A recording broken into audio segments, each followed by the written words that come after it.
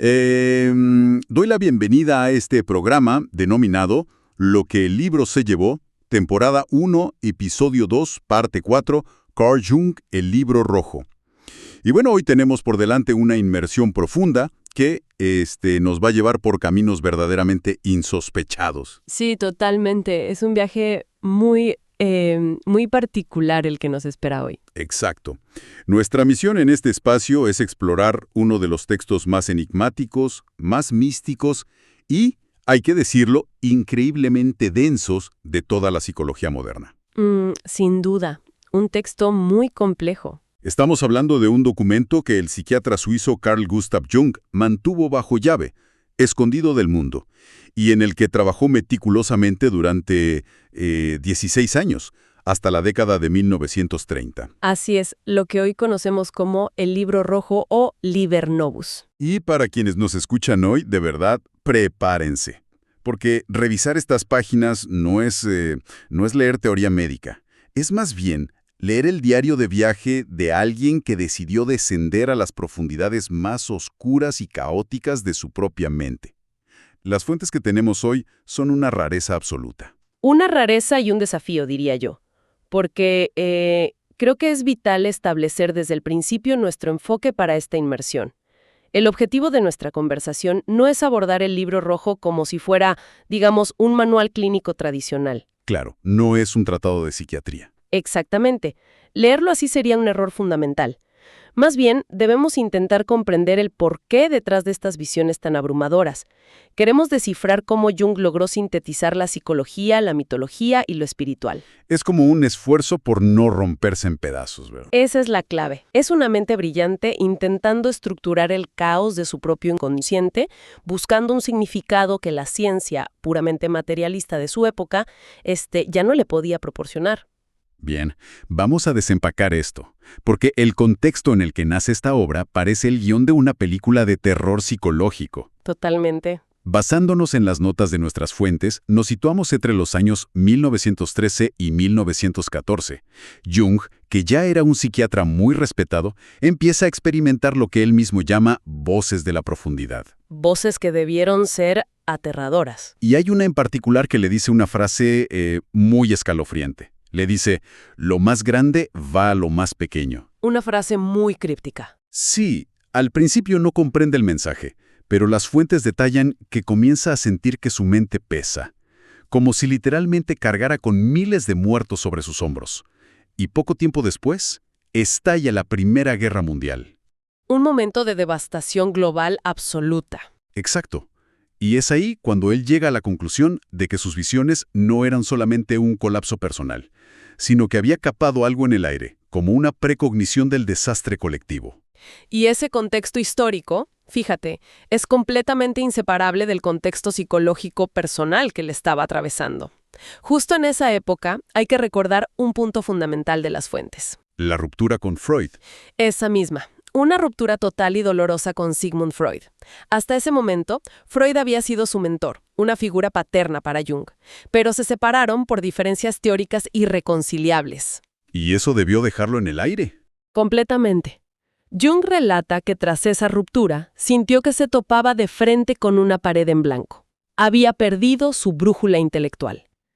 Entonces, para no colapsar ante la presión de esa soledad y de las visiones, inventó una técnica de supervivencia. La famosa imaginación activa. Así es, o el pensamiento simbólico, dejándose caer en sus fantasías para hablar directamente con su inconsciente. Pero a ver, detengámonos ahí un segundo, porque cualquiera que escuche esto, y ciertamente los críticos freudianos de la época lo hicieron, diría que el hombre simplemente estaba perdiendo la razón. Claro, es la primera conclusión lógica. Entonces, ¿cuál es la línea real entre esta imaginación activa y un episodio psicótico?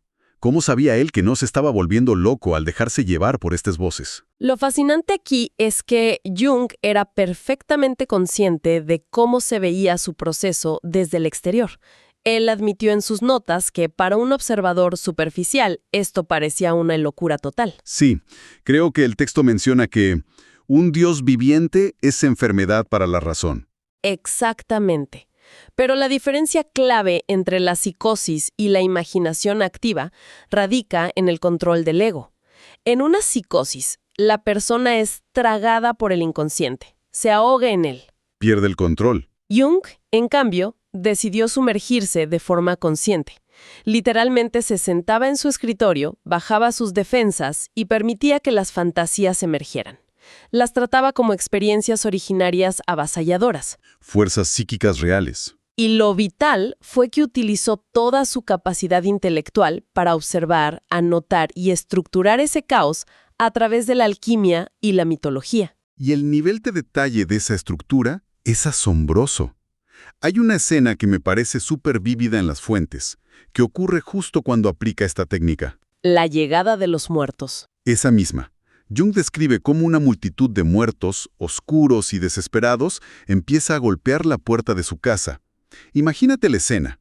Vienen de Jerusalén gritando que no encontraron lo que buscaban en su religión y le exigen a Jung que les enseñe. Es un momento de mucha tensión en el texto. Y ahí es donde aparece una figura clave para poner orden, ¿no? Así es, de entre ese caos emerge Filemón, escrito a veces en griego en el manuscrito original. Yoaiachmenuen, sí. Filemón es una figura arquetípica, un anciano sabio, un mago, que se convierte en el guía de Jung en este descenso.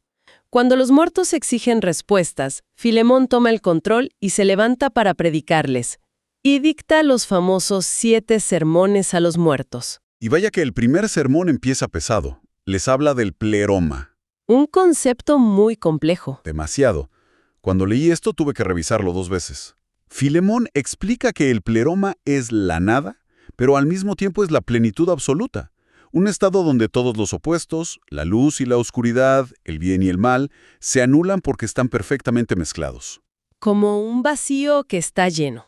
Yo lo veo como un ruido blanco a un volumen altísimo. Todas las frecuencias están ahí sonando, pero no distingues ninguna canción. Esa analogía del ruido blanco es perfecta para el pleroma. Y Filemón les advierte que pensar demasiado en eso es peligroso, porque la mente se puede disolver ahí. Y aquí introduce la lección fundamental, el principio de individuación. Que es clave en toda su psicología posterior. Absolutamente. Filemón establece que la esencia del ser humano es la diferenciación. Nuestra tarea vital es diferenciarnos de ese pleroma.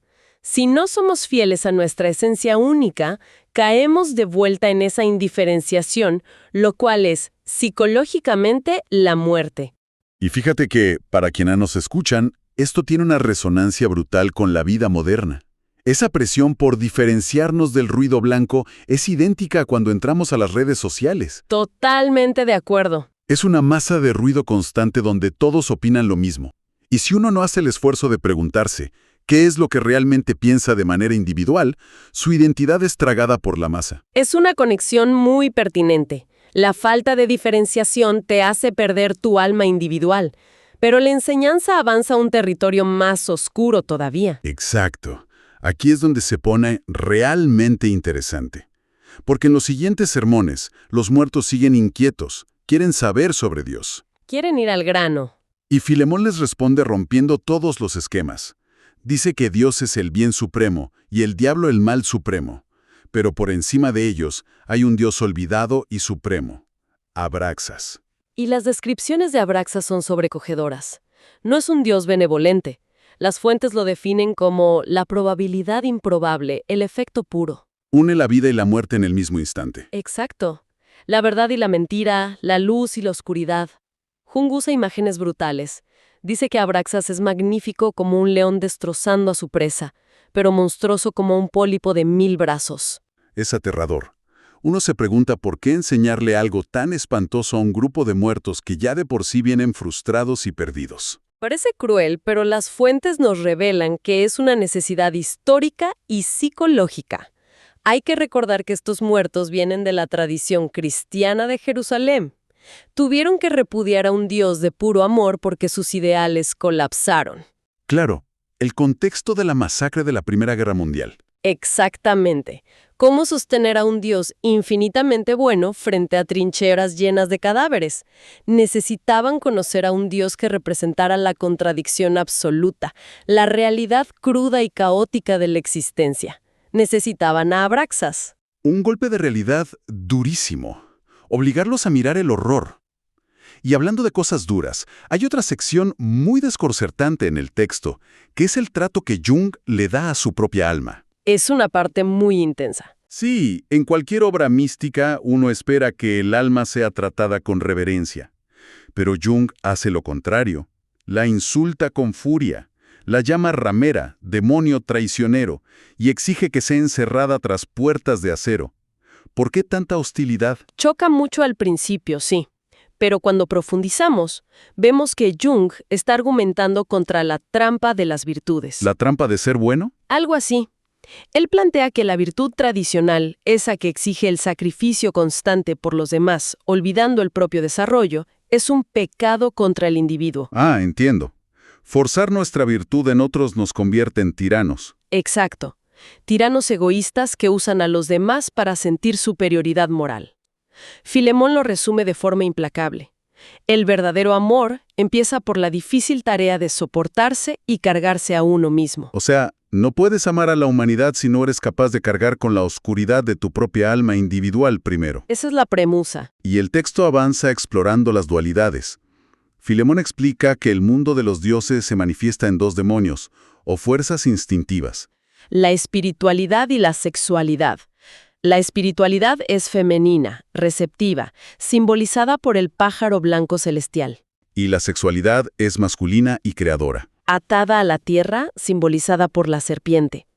El texto insiste en que el ser humano debe diferenciarse de ambos demonios para no ser poseído por ellos. Y para sobrevivir a eso, las fuentes usan una analogía hermosa: la dinámica entre comunidad y soledad. Filemón dice que la comunidad nos da el calor que necesitamos para no congelarnos. Nos cobija. Pero advierte que demasiada comunidad produce enfermedad, porque solo en la individualidad absoluta, en el ser individual, encontramos la luz. El calor nos mantiene vivos, pero la luz propia nos permite ver el camino. Y esa tensión entre comunidad e individualidad prepara el escenario para una de las visiones más impactantes. La escena en el jardín, donde aparece una sombra pálida con sangre en la frente. La inconfundible figura de Cristo. Así es, y Filemón se dirige a esta sombra y le dice verdades muy incómodas. Le dice que los hombres han sido desagradecidos, porque en lugar de vivir sus propias vidas asumiendo su propio destino, se han dedicado a la imitación pasiva. Le mendigan milagros y dejan su propia obra de redención inacabada. Son como niños que no quieren hacerse responsables. Si conectamos esto con el panorama general, llegamos al séptimo sermón a los muertos. Filemón enseña que el ser humano no es un ente insignificante, es una puerta. El umbral desde el mundo exterior hacia el mundo interior. Exactamente.